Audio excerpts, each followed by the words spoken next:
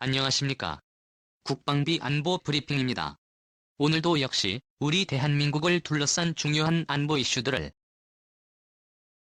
간추려서 브리핑하도록 하겠습니다. 첫 번째 소식인데요. 정말 참 안타까운 소식입니다. 우리 군이 다음 주로 예정됐던 대규모 해상 합동사격 훈련을 연기해서 논란이 일고 있는 가운데 미국 안보 전문가들이 이번 결정이 북한의 눈치를 보며 정치적 배경에서 이루어진 것이라고 꼬집었습니다. 최근 한국 정부가 한국군의 대규모 해상 화력 훈련을 연기한 것은 표면적으로 밝힌 날씨 때문이 아니라 정치적 이유 때문이라고 미국 안보 전문가들이 일제히 비판하고 나섰다고 ISA가 18일 보도했습니다. 주한 미군 작전참모 출신인 데이비드 맥스웰 미국 민주주의 수호재단 선임연구원은 최근 한국에서 북한을 의식해 군사훈련을 연기했다는 주장이 나오고 있고 청와대가 이러한 지적을 하고 있지만 그런 인식은 엄연한 현실이다라고 꼬집었습니다. 청와대가 이러는 것은 북한의 협박 외교가 성공을 거두고 있는 것이라며 북한은 이러한 협박을 통해 정치적, 경제적 양보를 얻어내고 있는 반면에 한국이 얻고 있는 유일한 것은 군사훈련에 대한 북한의 비판뿐이다라고 비판했습니다.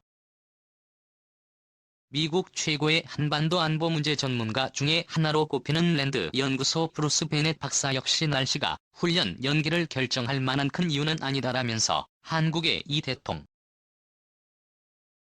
지난 2012년 5월 취임할 때 김정은과 좋은 관계를 유지하며 평화적 공존 환경을 만들겠다고 공언한 바 있는데 이런 정치적인 영향이 작용할 것이라고 지적했습니다. 고든창 변호사 역시 한국 대통령은 군사훈련을 축소하거나 취소할 변명거리를 찾을 것이다라면서 이는 한국군의 군대가 약화되고 북한의 침략에 맞서는 한국의 군사력이 감소된다는 것을 의미한다며 이번 훈련 연기 결정을 맹렬하게 비난했습니다. 한편 이러한 지적에 대해 국방부는 정례 브리핑에서 이번 훈련은 기상불량으로 수년된 것인데 마치 다른 요인이 작용한 것처럼 군의 정상적인 의사결정을 과장하고 왜곡해 보도하는 것에 유감을 표명한다라며 법적 대응을 시사하고 나서 논란을 키우고 있습니다. 참 안타깝습니다. 동해 일원에서 우리 한국의 에메랄드 그리고 다른 장로켓하고 하고 공군 합동화력 훈련을 하기로 했는데 이걸 취소했어요. 어쨌든 이 대결은 이렇게 봅니다. 지난주에 해병대하고 공군이 서북도서 해군하고 서북도서 방어훈련했지 않습니까? 여기에 대해서 그걸 보도자료를 냈더니 청와대에서 국방부 합참육해공군 공보실과 실 관계자들이 청와대 김용군 안보실 1차장이 불러서 이제 뭔가 자기네들 말로는 회의를 했다. 하지만 간 거 아니겠습니까? 그 이후에 군이 완전히 납작 엎드렸죠. 그래서 지금 이제 이런 것들도 하지마. 그래서 남북관계 관련해서 중요한 그런 발언을 하려고 했었는데 그 권고에 이런 내용도 삭제됐다. 왜 군사훈련 때문에 이들이 군사훈련도 잘못하는 바람에 대통령 중요한 이슈였던 남북관계 군사문제 지금 잘하고 있지 않느냐, 이것도 못했지 않느냐라고 답을 했다는 것이죠. 그 부분으로 들습니다. 그랬더니 지금 국방부는 이전부터 강력 대응하겠다. 국방부 대변인이 그러고 있어요. 그러면서 법적 대응하겠다. 무슨 공보실장 대변인, 이런 사람들이 출입하는 언론 기자들을 상대로 정정 보도를 요구한다. 이런 거 정말 초유의 일이거든요. 참의정부의 언론 독재가 도대체 끝이 어디일지 알 수가 없을 정도로 정말 어마어마하게 언론 독재를 한다. 대한민국 언론의 자유가 전혀 없는 나라라고 생각됩니다. 종편들 마음에 안 드는 종편들을 마구잡이로 지금 탄압하고 있지요. 또 우리 보도들도 탄압하고 있고 언론 아닙니까? 그래도 이 정도 발언할 수 있지만 방통위에서 허가권을 가지고 있는 언론들 제대로 목소리도 못 냅니다. 겁이 나서 특히나 채널A, DMB 꼼짝도 못합니다. 이런 상황이기 때문에 참 안타깝다라는 말씀을 드리고, 그래서 저라도 사명감 가지고 바른 목소리를 내겠다라는 생각을 한 번 더 해봅니다. 그런 차원에서 두 번째 소식입니다. 최근 청와대가 군당국을 강하게 질책했다는 보도가 나온 직후에 국방부 분위기가 굉장히 험악해지고 있다. 국방부 출입 기자들의 보도가 쏟아지고 있는데요. 이른바 가짜뉴스 차단을 위한 연구 용역을 발주해서 대응 방안 모색에 나섰다는 소식이 전해지며 논란이 더욱 커지고 있습니다. 국방부가 부정확한 정보 즉 가짜뉴스에 대응하기 위해 부정확한 정보가 국방정책 추진에 미치는 영향 및 대응 방안이라는 3,500만 원짜리 연구 용역 사업을 발주했다고 뉴시스가 19일 보도했습니다. 이 연구 과제는 김정은 건강 이상설 이후 그리고 GP청의 보도 후 또 각종 훈련 보도로 북한에게 첫 가입 이후 각군 관계자를 청와대에 호출받은 이후인 5월 18일 공고됐는데요. 김정은의 신변 그리고 꿈과 관련된 각종 정보들을 부정확한 정보 즉 가짜뉴스로 규정하고 이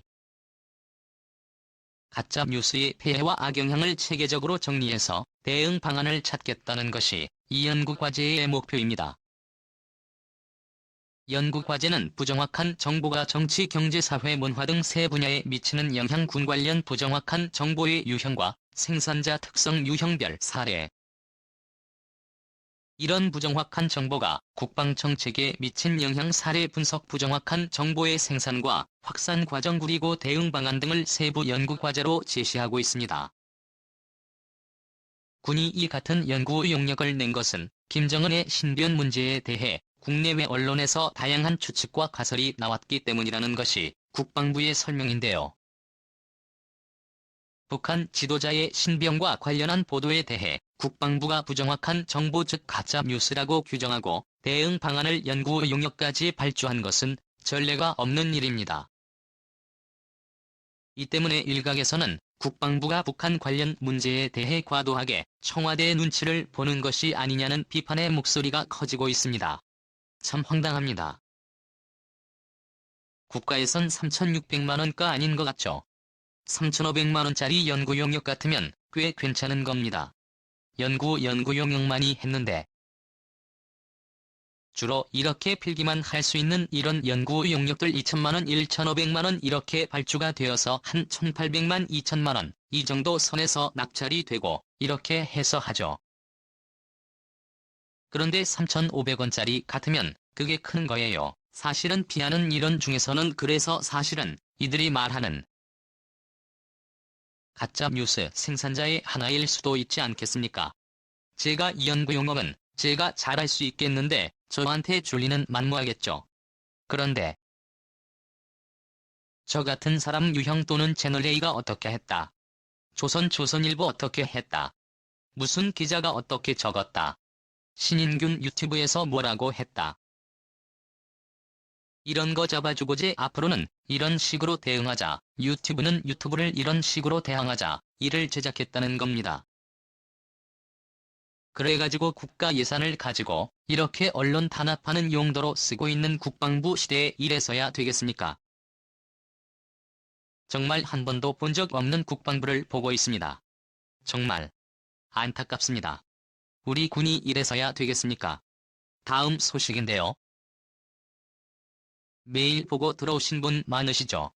바로 우리나라가 어떤 입장을 취했냐, 중국이냐 대만이냐. 뭘 선택하느냐, 이거 아니겠습니까? 세계보건기구에 대만이 복귀할지 여부를 결정하는 총회. 표결이 예정돼 있었다는 소식을 전해드렸는데요. 결국 중국의 방해 공작으로 이 표결이 연기되었다는 소식입니다. 세계보건기구가 현지 시각 18일 세계보건 총회를 열고 대만에 없어 자격 복귀를 표결할 예정이었는데요. 일부 회원국들의 반대로 표결이 올해 하반기로 연기됐다고 대만 매체들이 일제히 보도했습니다. 중국과 일부 친중 성향 회원국들은 이번 총회의 핵심은 팬데믹 대응과 관련해 전 세계의 힘을 모으는 방안을 논의하는 것이다라며 대만 문제를 이번 총회에서 다루는 것은 적절치 않다고 주장해서 더불어 HO가 이를 수용하면서 표결은 하반기로 연기됐습니다. 우리 정부는 당초 지난 16일 미국 상원으로부터 대만의 입법을 아시아 복귀에 대한 지지를 표명해달라는 공식 요청을 받았지만 공식적으로 입장을 밝혔던 주요 우방국들과 달리 어떠한 입장도 내놓지 않았습니다. 이에 트럼프 대통령은 격분했습니다. 그는 18일 백악관 기자회견에서고 연설을 요청받았지만 거부했다. 또 블레어는 중국이 꼭두각시이기 때문이다. 그들은 중국 중심적이다. 미국은 매년 4억 5천만 달러를 줬고 중국은 4천만 달러를 줬는데 우리는 정당하게 대우받지 못하고 있다라고 맹비난했다. 이와 관련해 폭스뉴스는 트럼프 대통령이 지난 15일 더블라지오 사무총장에게 보낸 서한에서 지원금을 중국 수준인 4천만 달러 수준으로 줄이겠다는 통보를 했다고 보도했는데요. 이와 별개로 트럼프 대통령은 지난 주말 캠프 데이비드에서 직원들과 만나서 제공하는 지원금을 전액 삭감하고 플래시를 대체하는 새로운 국제기구를 만드는 방안을 논의한 것으로 알려졌습니다. 우리 시간으로 오늘까지 세계 총회가 제네바에서 열리고 있는데 여기에서 사실 어젯밤에 표결을 하려고 했죠. 바로 대만이 2009년에 시진핑 주석의 반대로 대만이도 자격을 상실했는데 그걸 지금 다시 회복시켜주자는 2016년에 표결하는데 미상원이 50개국에 서한을 보내달라.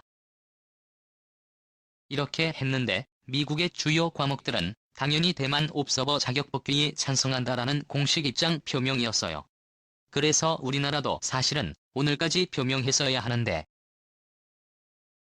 정말 한국을 돕는 것인지 또는 한국 정부를 돕는 것인지 우리 정부는 사실을 말하고 있었습니다. 그런데 누가 봐도 기권할 것이다라고 다른 생각하고 있었지 않습니까? 그렇지만 역사는 벌어지지 않았으니까 알 수가 없죠. 우리 정부가 우리만 찬성해 주려고 해서라고 해도 우리는 모르는 겁니다. 안 그랬으니까. 왜냐 중국이 연기시켜버렸어요. 그래서 중국 편을 드는 그런 나라들도 중국에 찬성을 했고 그래서 연기시켜버렸어요. 그래서 올 하반기까지 연기시켜버렸는데 트럼프 대통령이 격분해가지고 도와준다. 저개별 에이수스 사무총장 쫓아내야 한다. 이런 방침이죠. 5천만 달러를 주는데 어디 감히 4천만 달러 주는 중국하고 오히려 더 못하게 지금 우리 일하고 있어. 돈 안 줘도 주지 말자. 그리고 새로 만들자고 이렇게 지금 주장하고 있죠. 그래서 WK 지원은 더 이상 세계 보건 문제를 대표하는 기구가 되지 못하고 어쩌면 유엔에서도 퇴출될지도 모른다라는 그런 생각을 해보고요. 아무튼 블레어가 존속을 해서 하반기에 다시 표결이 벌어질지 아니면 그냥 완전히 사라지고 대만을 포함한 새로운 보건기구가 발족할지는 알 수 없습니다만 우리 정부가 대만 복귀 문제에 대해서 좀 더 일찍 의사 표명을 해줬으면 얼마나 좋았을까라는 생각도 해보고 또 우리 같은 사람들하고 반대되는 생각을 가지고 있는 분들은 국회가 굳이 되는 게 뭐 있어 중국한테 보여서라고 그렇게 생각하시는 분들도 있겠죠. 뭐가 좋다, 나쁘다는 얘기할 수 없습니다. 다 자기 생각이 있으니까. 어쨌든 저는 좀 재미가 없지 않냐. 의협심이 좀 있어야 되지 않느냐라는 그런 생각을 하는 겁니다. 마치겠습니다. 감사합니다.